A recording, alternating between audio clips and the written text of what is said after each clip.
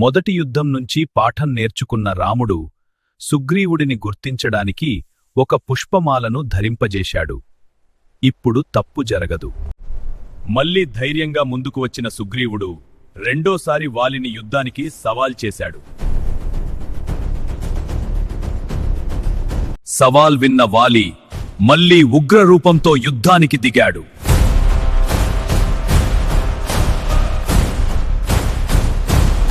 ఇద్దరూ మళ్లీ ఢీకొన్నారు. ఈసారి సుగ్రీవుడి మెడలోన మాల రాముడికి స్పష్టంగా గుర్తుపడింది. సరైన సమయం కోసం ఎదురు చూసిన రాముడు తన ధనుస్సును బిగించి లక్ష్యాన్ని స్థిరపరిచాడు. ఆ క్షణంలో రామబాణం ఆకాశాన్ని చీల్చుకుంటూ దూసుకెళ్ళింది.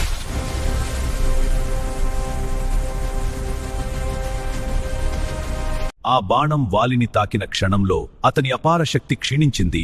వాలి నేలపై కూలిపోయాడు. వాలి పడిపోయాడు, కాని అతని ప్రశ్నలు ఇంకా మిగిలే ఉన్నాయి. ఈ సంఘటన కిష్కింధ భవిష్యత్తును పూర్తిగా మార్చబోతోంది. సబ్స్క్రైబ్ చేసుకుని తరువాతి భాగం తప్పక చూడండి.